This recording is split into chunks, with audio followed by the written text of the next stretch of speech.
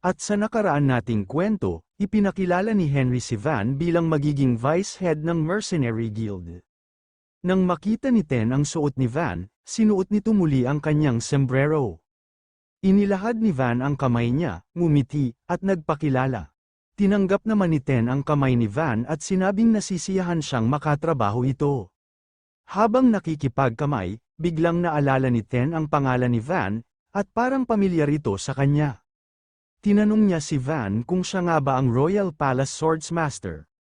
Kinumpirma ito ni Henry na, oo, kaya't ganoon na lamang ang pagkagulat ni Ten at agad nag-iba ang ekspresyon ng mukha.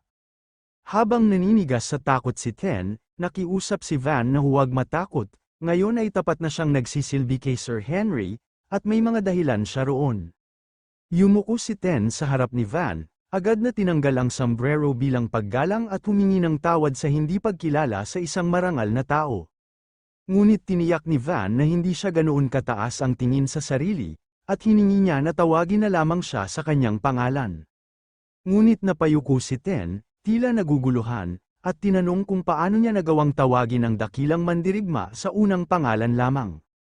Ngunit agad na magitan si Henry at sinabing huwag nang palakihin pa ang tungkol doon. Ipinaalala rin ni Henry ang kasong ipinagkatiwala kay Ten at tinanong kung nagawa niya ba ito. Ipinaliwanag ni Ten na wala pang ibang pumapasa sa unang yugto ng pagsusulit maliban kay Hagler, at ang usap-usapan tungkol sa mga nakatagong maestro ay hindi pala totoo. Napabuntong hininga si Henry, nagulat siya dahil inaakala niyang hindi mahirap ang pagsusulit. Idinagdag pa ni Ten na hindi sila maaaring bumuo ng isang mercenary guild kung walang makakapasok sa pamamagitan ng pagsusulit. Narinig ni Van ang kanilang pag-uusap at nagtaka kung anong klaseng pagsusulit ang tinutukoy nila. Agad niyang inilagay ang kamay sa balikat ni Henry, at humingi ng pahintulot na sumali at subukan ang pagsusulit. Medyo nabigla si Henry at sinabing siguradong maboboard lang siya na isang swordmaster sa ganong klase ng pagsubok, ngunit ipinaliwanag ni Van na gusto lamang niyang tiyakin kung talagang simple lang ang pagsusulit. Dahil dito, inutusan ni Henry si Ten na ipakita kay Van ang arena ng unang pagsubok at ihanda na rin ang isang silid pahingahan para sa kanyang pananatili. Samantala, ipinaalam naman ni Henry kay Van na pupunta na muna siya kay Mayor Brent Larsen. Habang naglalakad si Henry papuntang City Hall, nadaanan niya ang palengke, doon ay nasalubong niya si Hagler at ang pamilya nito. Nagulat si Hagler at sinabing hindi niya inaasahang babalik agad si Henry. Ipinaliwanag ni Henry na naging maayos ang lahat kaya nakauwi siya ng mas maaga. Samantala, pinaalalahanan ni Sonia si Nia tungkol sa tamang paggalang. Nahiyang binati ni Nia si Henry, ngunit bigla namang nahulog sa lupa ang hawak niyang strawberry steak. Agad siyang naiyak, halatang labis ang lungkot niya sa nangyari. Inisip ni Henry na sinadyang tinabi ito ni Nia ang mga strawberries kaya ganoon na lang ang lungkot niya. Dahil dito, binuhat ni Henry si Nia at tinanong kung naging mabait na bata ba talaga siya. Pinunasan ni Nia ang kanyang luha at tumango bilang tugon.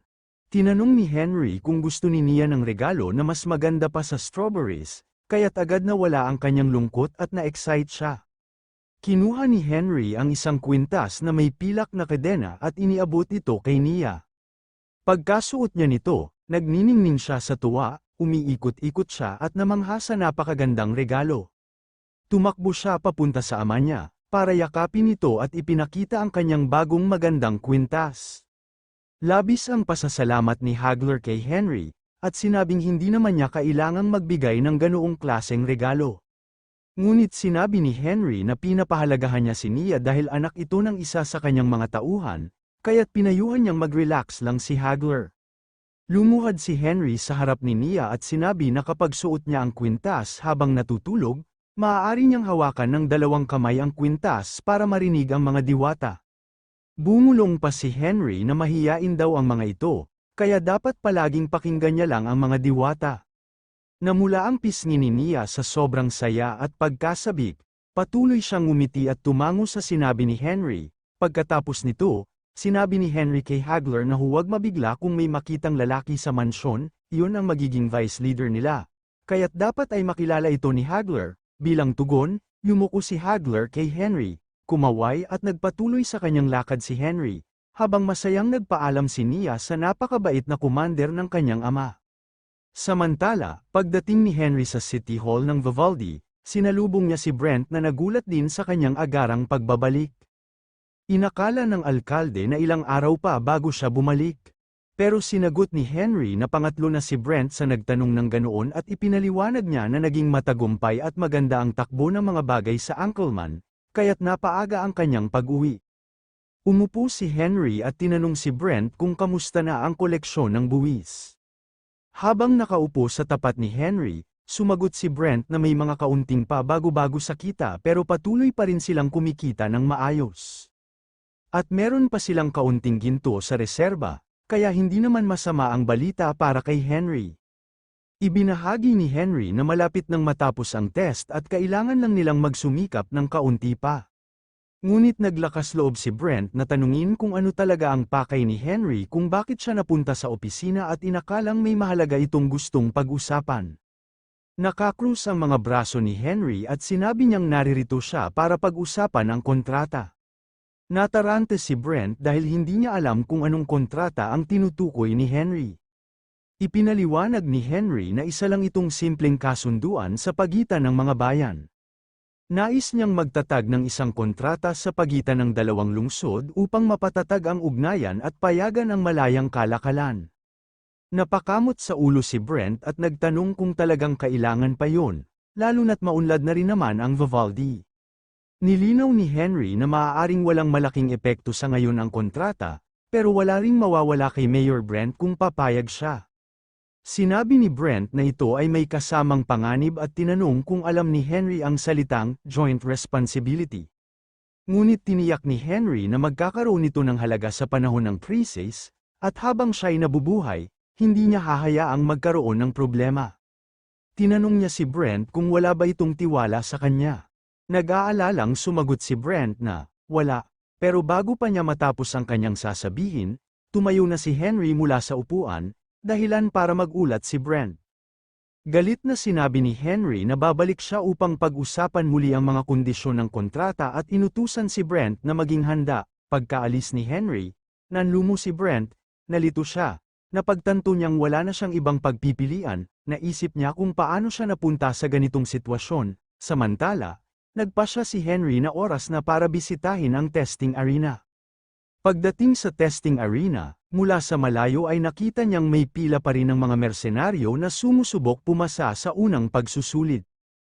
Napansin niyang kaunti na lang sila, pero sigurado siyang meron pa ring mga totoong gustong makapasok sa guild.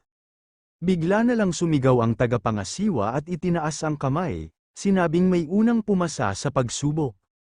Sumilip si Henry para tingnan kung sino ito, at nakita ang nakangiting si Van habang namamangha ang mga mersenaryo pinapalakpakan sa galing niya. Mula sa likod ay lumabas si Ten na masiglang kumakaway, humahanga at sumusuporta.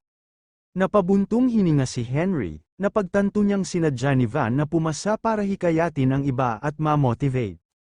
Pagsapit ng hapon, nagsama-sama na sa hapag ang mga pangunahing kasapi ng kudeta ni Henry sa mansion ni Ten. Habang kumakain, tumingin si Henry kay Ten, humigop ng tsaa at napagpasyahang panahon na para tunay siyang mapabilang sa grupo. Habang kumakain, tinawag ni Henry si Ten at inalok niya ito ng inuman. Tinanong ni Ten kung iinom ba sila roon mismo o sa mas pribadong lugar. Pagkatapos kumain nagtungo sila sa isang pribadong silid, nagbuhos si Henry ng alak at diretsahang tinanong si Ten kung galit pa rin ba ito sa kanya. Sumagot si Ten, sinabi kung sa palagay niya ba hindi dapat, at binalikan niya ang alaala ng araw kung kailan siya mula sa pagiging may-ari ng 10 million gold arena ay naging isang may utang sa isang araw lang. Ngunit agad sinabi ni Henry na plano niyang palawakin ang negosyo. Hindi nagbago ang seryosong ekspresyon ni Ten, kaya tinanong niya kung tama ba ang pagkakaintindi niya, na hindi siya pinagkakatiwalaan ni Henry sa pamamahala, at ang relasyon nila ay nananatiling tagapagpautang at may utang. Sa puntong ito, gusto nang malaman ni Ten kung bakit siya pinagkakatiwalaan ni Henry mula sa simula. Ngunit ang totoo, ang nais ni Henry ay dalhin ang relasyon nila sa mas mataas na antas, higit pa sa pagiging partner sa utang. Nagulat si Ten sa narinig at agad niyang kinumpirma kung ito nga ba talaga ang kagustuhan ni Henry. Nang makumpirma, ipinagpatuloy ni Henry ang kanyang pahayag, ang pangarap niya ay sakupin ang buong kontinente. Ang tagumpay sa arena at ang pagkamit ng milyon-milyong miyembro ng guild ay unang hakbang pa lamang. Namangha si Ten sa narinig dahil alam niyang hindi biro ang layunin ni Henry. Samantala, nagmungkahi si Henry na gawing opisyal na partner si Ten mula sa debtor at creditor. Habang nakatingin sa gulat na si Ten, pinangako niyang kung papayag si Ten, gagawin niya siyang Gold King. Sa gulat ni Ten, nilapag niya ang hawak na baso sa mesa. Biglang nang-arap si Ten, sa kanyang isipan iniisip ang mga umuulan na limpak-limpak na gintong barya. Siyempre, pumayag si Ten at nagtagay silang dalawa. Ipinaliwanag ni Ten na wala namang mawawala, kaya pumayag siya. Doon nagsimula ang opisyal na pagkakapartner ni Henry at Ten. Pagkatapos magtagay, dumiretso sila sa Golden Fit Guild para humanap ng angkop na professional management team para sa Anchorman, pero nabigo sila dahil walang nakakatugon sa kanilang mga pamantayan. Habang kinakamot ang kanyang baba, sinabi ni Henry na parang wala nang maya-alok pa ang lugar na iyon. Nagtanong si Ten kung saan naman nila mahahanap ang accountant at professional manager. Pag-iisip sandali, bigla niyang naalala ang isang opsyon, dahil doon, nagsimula na silang bumiyahe, at sinabi ni Ten na kahit anong ekonomiya ay dumaraan sa mga back alleys, at may tinatawag daw na lone road. Nagtanong si Henry kung kailangan ba ng lisensya ang mga accountant, sinagot ni Ten na hindi dapat mag-alala dahil karamihan sa kanila ay may karanasan na bago pa man sila dumating doon. Ngunit pinaalala ni Henry na hindi sila basta pwedeng kumuha ng kung sino lang. Sinabi ni Ten na ang pinakamalaking guild ay ang Angel's Embrace, na pagmamay-ari ni Haisha. Matapos ng ilang minutong paglalakad, narating na nila ang guild na Angel's Embrace, at pagpasok nila sinalubong sila ng isang matipunong lalaki na nagtanong kung bakit naririto si Ten. Haplos ang balbas, ipinaliwanag ni Ten na gusto niyang makausap si Haisha at tinanong kung nasa itaas ba ito. Biglang nag-cross ang braso ng lalaki at dumating ang iba pa, at sinabing inutusan sila ng kanilang boss na huwag papasukin ang kahit sino. Dahil dito, nag-init ang ulo ni Ten, pinaalala niya kung kilala ba niya kung sino siya noon. Pero sinagot siya ng lalaki na dati siyang mayaman, pero ngayon ay isa na lang siyang matandang wala ng pera. Hamalakhak ng tawa at nakiayon pa ang iba, sinabing ubos na ang pera sa arena ni Ten, biniro pa siya ng lalaki kung nanghihiram ba siya ng pera para sa sigarilyo. Dito na napuno si Ten, nang gigigil siya sa galit habang pinagtatawanan siya ng mga lalaki. Biglang dumating si Henry at galit na tinanong kung paano naglalakas loob ang lalaki na magsalita ng ganun. Bigla niyang pinihit ang braso ng lalaki ng sobrang lakas kaya't napasigaw ito sa sakit. Nagtaka ang lalaki kung bakit nakatayo lang ang iba, dapat daw ay pinaalis na ang intruder. Dahil sa takot, tumakbo si Ten, at sinunod ng mga gwardya ang utos.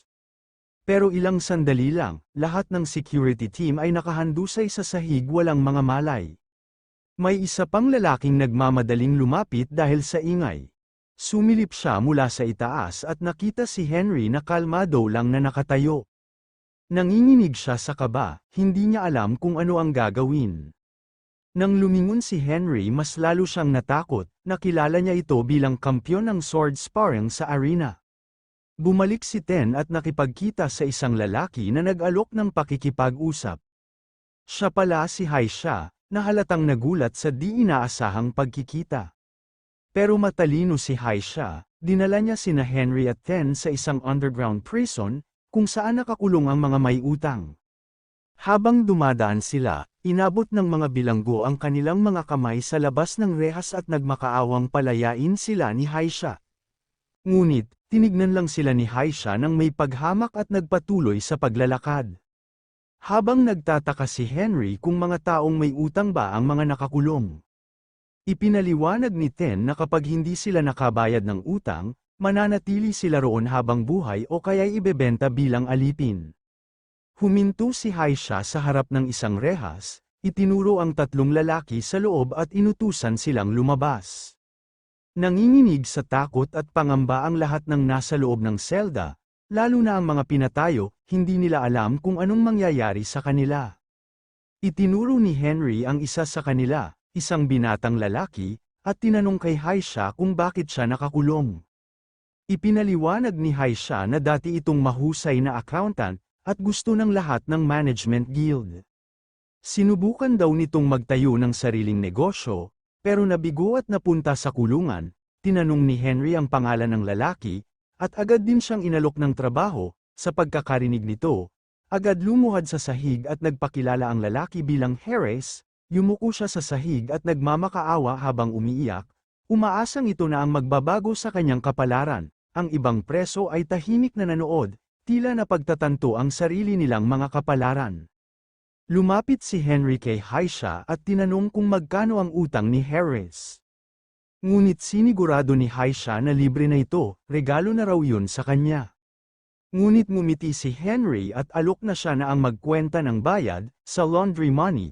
Naguluhan si Haisha, hindi niya maintindihan kung anong laundry money ang tinutukoy ni Henry.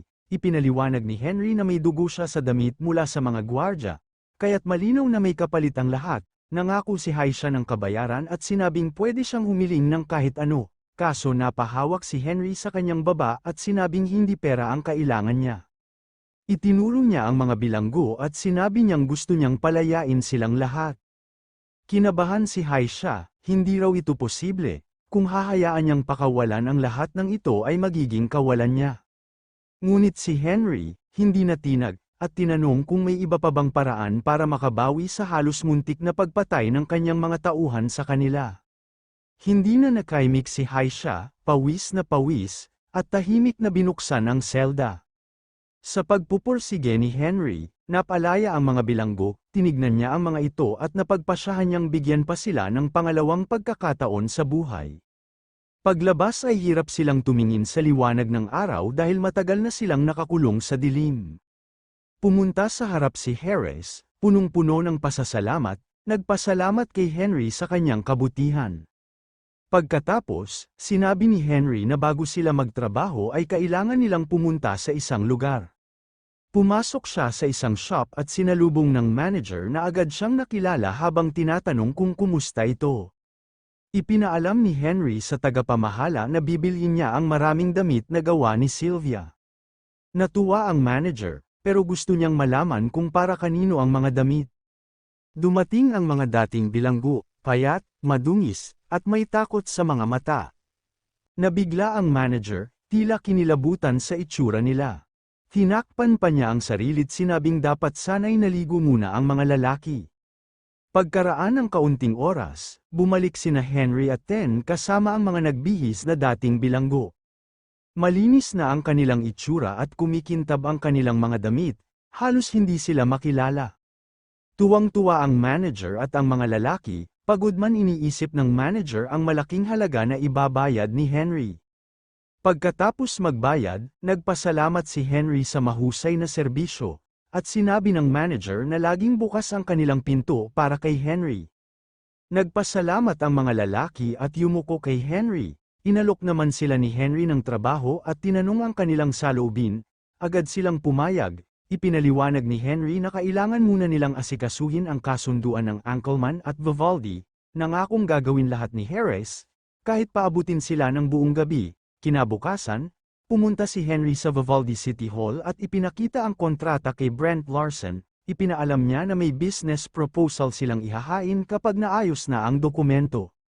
Sumang-ayon si Brent, at sinabing may tiwala siya kay Henry, alam niyang hindi nito sasaktan ang bayan. Humiling si Henry na wag na siyang mag-alala pa at tinanong din niya kung kamusta ang mga accountants na pinadala niya. Ngumiti si Brent habang nilalagyan ng selyo ang kontrata. Dahil daw kay Henry, natapos nila agad ang pagkalkula ng buwis mula sa guild recruitment.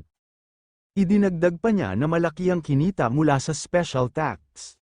Nang matatakan ang kontrata sinabi ni Henry na hindi pa ito sapat, kaya napasabi ang alkalde na yun ang pinakamalaking kinikita nila sa maikling panahon. Pumasok naman si Harris yumuko ito sa harap ng alkalde bilang paggalang, at ipinakilala siya ni Henry bilang personal accountant niya. Inutusan niya si Harris na ipresenta ang report sa mayor habang sinusuri ang mga dokumento. Hinanap ni Harris ang ulat at binasa ang pinakamahalagang bahagi nito. Batay sa tala ng special tax na ipinataw noong nakaraang buwan, bukod pa sa karaniwang buwis, malaking halaga ng ginto ang nanggaling sa arena. Nabahala si Brent sa impormasyong ito at tinanong si Henry kung saan ito nanggaling. Sinabi ni Henry, "Huwag mong sabihing balak mong ipasa ang buong buwis na ito sa imperyo." Hindi maintindihan ni Brent ang ibig sabihin, kaya ipinaliwanag ni Henry, kapag walang nakalagay na pangalan ng kumpanya sa report, walang makakaalam kung saan galing ang pera. Kinabahan si Brent at tinanong kung dapat ba nilang itabi ang bahagi ng buwis.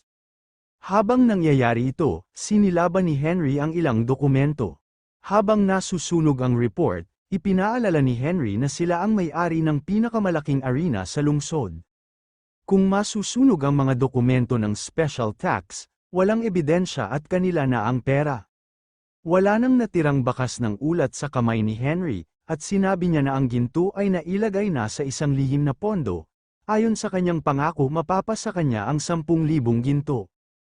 Sa pagkabigla nilinaw ng alkalde at tinanong kung talagang bibigyan siya ni Henry ng ganoong kadaming ginto. Sumagot si Henry, sinabi na binigay niya ang salita at kaya dapat niya lang itong tuparin at may hati siya sa pondo. Pero agad niyang tinanong kung yun ba'y hindi sapat, tumayo si Brent at ipinakita sa kilos niya na sapat na yun. At taos puso niyang tinanggap ang bahagi, na pagtanto ni Henry na dahil pinakain niya ito ng pera ay hindi na ito dapat gumawa ng anuman na ikapapahamak ng lahat. Pagkatapos asikasuhin ang mga kinakailangan, dumiretso si Henry sa tagpuan kasama si Van para ipasa ang kontrata. Matapos itong ibigay, umaasa si Henry na magiging maayos ang lahat, at sinabi ni Van na babalik siya agad. Umalis na ang karwahe, matagumpay na natulungan ni Henry si Haas na bumuo ng propesyonal na team para tulungan siyang pamahalaan ang Anchorman. Umalis sina Van at mga empleyado na may hawak ng kontrata. Habang kumakaway sa kanila, napaisip si Henry na pwede na siyang lumipat sa susunod na hakbang. Tinanong siya ni Ten, habang inaayos ang sombrero, kung ano na ang susunod nilang gagawin. Ngunit tinanong ni Henry kung masyado na ba siyang nagmamadali. Sabi ni Ten, kung balak niyang sakupin ang buong kontinente, bawat segundo ay mahalaga. Napagtanto ni Henry na mukhang talagang determinado si Ten sa layunin nila matapos tawagin siya na Future Gold King. Pero hindi interesado si Henry na palalimin pa ang usapan, kaya sinabi niyang pupunta siya sa Salguera. Nagulat si Ten, agad itong nag-iba ng ekspresyon. Tinanong niya si Henry kung pupunta ba siya sa Hilaga. Iniisip ni Henry ang kalagayan ng kanyang mga tauhan, pagkatapos sinabing kailangan niya hanapin ang kanyang mga tao sa Hilaga. Alam ni Ten na ang Salguera ay isang lugar para sa mga taong itinapon o ipinatapon, pero sinabi ni Henry na alam niya rin yun at ang tanging daan papasok ay sa Shuren Gorge. Ngunit pinapaalalahanan siya ni Ten na mahigpit ang pagbabantay doon at pinipigilan ang sibilyan sa pamamagitan ng pagpasok. Ngumiti si Henry at nagtanong, kung wala bang paraan para suhulan sila, dagdag pa niya, mas tigang daw ang lugar, mas tuso ang mga sundalo.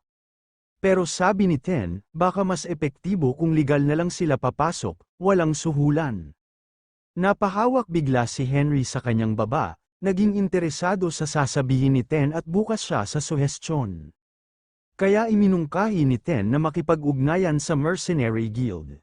Sa ilalim ng isang mahalagang misyon, baka pumayag silang papasukin sila sa daan patungo sa Salguera.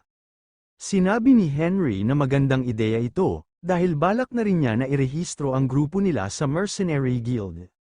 Kinalaunan nakarating na sila sa Mercenary Guild, isang institusyon ng pamahalaan at ang kanilang mahusay na operasyon ng maraming guild na nilikha bawat taon, at walang katapusang mga komisyon at ang imperyo ang namamahala nito mismo at ang taong lumikha ng sistema ay si Grand Duke Henry, nasa harapan na si Henry at Ten ng gusali, at sa isipan ni Henry na ngayon kailangan niyang iligtas ang kanyang mga tao mula sa lugar ng Salguera.